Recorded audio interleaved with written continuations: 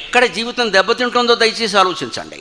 మనం చదువుకోవడం కోసం వచ్చాం, బోల్డ్ ఫీజులు కడుతున్నారమ్మా, ఊరికే ఏం చెప్పట్లేదు. ఎక్కడ వాళ్ళు మన నుంచి ఏం ఆశిస్తున్నారు? మా అబ్బాయి బాగుంటే చాలు, మా అమ్మాయి బాగుంది, ఇంకేం ఆలోచించట్లేదు. కనీసం మమ్మల్ని పోషించాలని కూడా అంటలేదు వాళ్ళ తల్లిదండ్రులు. వాళ్ళు బాగుంటే చాలండి, అమెరికాలో ఉన్న ఎక్కడ వాళ్ళు బాగుంటే చాలండి.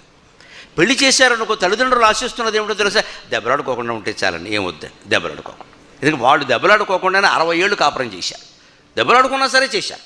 మనకి వేళ ఎలా వచ్చిందంటే, వీరికి 2 లక్షలు, వారు 2 లక్షలు నెలకి, సంవత్సరానికి కాదుగా.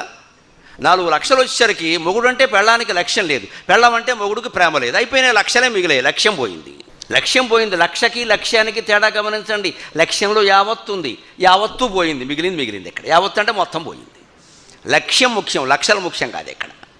ఎన్ని లక్షలు వచ్చినా భయంకరమైన కడుపు నొప్పి వచ్చిందనుకోండి అమ్మా, 1000 కోట్లు ప్రపంచం మొత్తం మీద ఐశ్వర్యవంతులని పేర్లు ఇస్తూ ఉంటారు కదా, పేర్లు చెప్పొద్దు మనం. కానీ వాళ్ళకి ఎవరికైనా కడుపు నొప్పి వచ్చిందనుకోండి, ఆయన అనుకుంటాడు తెలుసా, ఈ కడుపు నొప్పి తీసుకుంటే ఎవడైనా నేను 1000 కోట్లు ఇస్తానంటాడు. కడుపు నొప్పికి 1000 కోట్లు ఎందుకండి? పల్లెటూళ్ళలో ఆర్ఎంపీ డాక్టర్కి ఇస్తే ఏపీసీ బిల్డ్ వచ్చి తగ్గించేస్తాడు దాన్ని. కానీ ఆ నొప్పి ఆయనకి ఎంత బాధగా ఉందంటే, తను 1000 కోట్ల కంటే ఎక్కువ అనిపిస్తోంది.